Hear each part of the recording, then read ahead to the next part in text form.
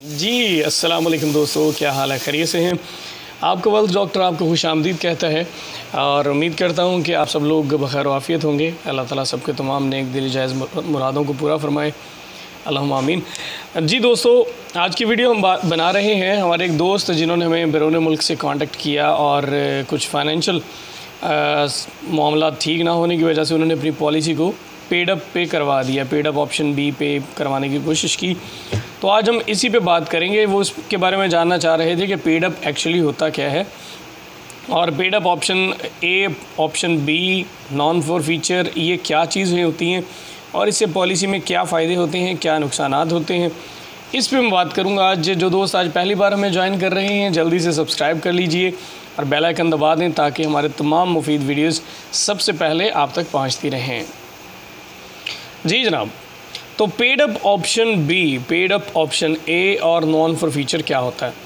देखिए, आपने पॉलिसी शुरू की और 2 साल या 3 साल पे करने के बाद आपके कुछ माली हालात जो हैं वो ठीक नहीं रहे। अब आप उसको पॉलिसी को चला नहीं पा रहे या उसमें किस्त जमा नहीं करवा पा रहे। तो ऐसी सूरत में क्या होता है? जो दूसरी कंपनीज़ हैं उनके अपनी अपनी टर्म्स एंड कंडीशंस हैं, उसके बारे में मैं थोड़ा बहुत आपको बता देता हूँ।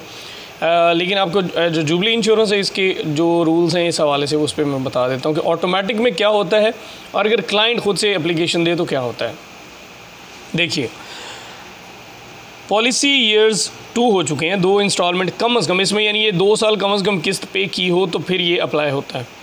2 साल की किस्त दे दी, तीसरे साल इंस्टॉलमेंट नहीं दे पाया, पहला महीना जो होता है वो ग्रेस पीरियड होता है, यानी 30 डेज़ का ग्रेस पीरियड से एक बंदे ने इंस्टॉलमेंट जमा करवानी थी 31 दिसंबर को। 31 दिसंबर उसकी ड्यू डेट थी, लेकिन 1 जनवरी और फिर 31 जनवरी तक उसकी इंस्टॉलमेंट पे नहीं हो पाई। अब क्या होगा? उसकी पॉलिसी नॉन फॉर फीचर में चली जाएगी, यानी 30 डेज़ के बाद पॉलिसी का स्टेटस चेंज होगा और वो चली जाएगी NFF में, जैसे नॉन फॉर फीचर बोलते हैं। अब नॉन फॉर फीचर और paid up with sum assured है, ये तकरीबन सेम है। तकरीबन सेम से मुराद ये है कि इसमें जो भी पॉलिसी का डेथ कवर होता है, यानी जो सम अश्योर्ड होता है, यानी वो अमाउंट कि अगर क्लाइंट की डेथ हो जाए तो उसकी फैमिली को क्लेम पे कर दिया जाता है। ये वो कंडीशन है जिसमें NFF और पेड अप ऑप्शन ए, इसमें सम अश्योर्ड जो है वो एक्टिव रहता है और उस सम अश्योर्ड को एक्टिव रखने के लिए कंपनी आपके जो मौजूदा रकम होती है उसमें से उसके जो रूटीन के चार्जेस होते हैं वो काट रही होती है।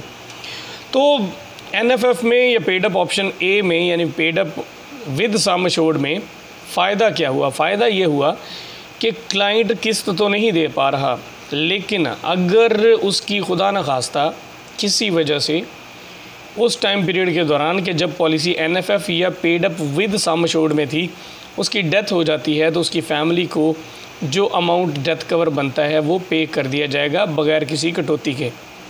क्योंकि कटौती जो है उसके जो मौजूदा रकम उसकी पड़ी हुई है अकाउंट में, उसमें से कंपनी कर रही होती है। अब आ जाते हैं कि दूसरी ऑप्शन यानी पेड अप ऑप्शन बी। अब आपने कहा कि मैं इंस्टॉलमेंट जमा नहीं करवा सकता, लेकिन ये है कि मैं अभी पॉलिसी को कंटिन्यू रखना चाहता हूँ। तो ऐसे में आप क्या करेंगे? आप लोग एक एप्लीकेशन देंगे कि मेरी पॉलिसी को पेड अप ऑप्शन बी पे कर दें। पेड अप ऑप्शन बी से मुराद ये है कि आपका जो सम अश्योर्ड है वो डीएक्टिवेट हो जाए।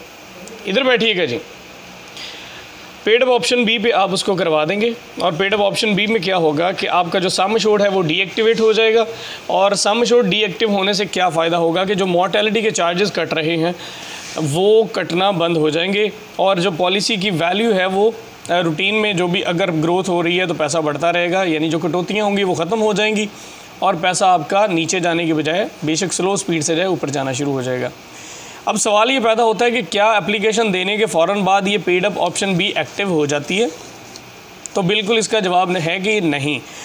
पेड अप ऑप्शन बी के लिए जब आप एप्लीकेशन देते हैं, आपने इंस्टॉलमेंट से पे नहीं की, 1 जनवरी आप या 31 दिसंबर आपकी ड्यू डेट थी, आपने 31 जनवरी तक पे नहीं किया, अब आपका पॉलिसी चली गई नॉन फॉर फीचर में और अगले 12 माह तक ये नॉन फॉर फीचर में रहेगी। बेशक आप एप्लीकेशन दे दें, अब इस दौरान अगर आप एप्लीकेशन दे देते हैं कि मेरी पॉलिसी को पेड अप ऑप्शन बी पे कर दें, तो ये टाइम पीरियड जो 12 माह का टाइम है ये NFF में ही नॉन फॉर फीचर या पेड अप ऑप्शन ए, जिसे हम paid up with sum assured कहते हैं, उसमें ही रहेगी। यानी 1 साल तक कंपनी आपकी प्रोटेक्शन को एक्टिव रखेगी कि अगर खुदा न खास्ता इस दौरान क्लाइंट के साथ कोई मिसहैप होता है तो उसकी फैमिली को सर्टन अमाउंट पे कर दी जाए। लेकिन अगर ये टाइम पीरियड गुजर जाता है तो उसके फ़ौरन बाद, यानी ये टोटल 13 माह बनते हैं, यानी 31 जनवरी अगले साल की जो होगी उस पे ये policy paid up option B में चली जाएगी। यानी इस पर होने वाली जो भी कटौतियाँ हैं वो सारी बंद हो जाएंगी, सिवाय एडमिनिस्ट्रेशन चार्जेस के और फंड मैनेजमेंट चार्जेस के, जो हाफ़ हो जाएंगे। यानी वो भी फुल नहीं, अगर 100 रुपया कट रहा था वो 50 कटेंगे, तो ये भी रिड्यूस हो जाएगा और आपकी ज़ाहिर रूटीन से कटौतियाँ बंद हो जाएंगी, तो आपका पैसा बढ़ना शुरू हो जाएगा। ठीक है जी, ये है पेड अप ऑप्शन बी। अब आ जाते हैं कि ये तो हमने एप्लीकेशन दे के पेड अप ऑप्शन बी पे ले गए। अब अगर हम एप्लीकेशन ना दें और 1 साल तक पॉलिसी नॉन फॉर फीचर या paid up with sum assured रहे, तो उसके बाद 13 माह के बाद कंपनी क्या करती है। तो ऐसे में जो दूसरी कंपनीज़ हैं उनमें मोस्टली मैं आपको EFU के बारे में बता देता हूँ।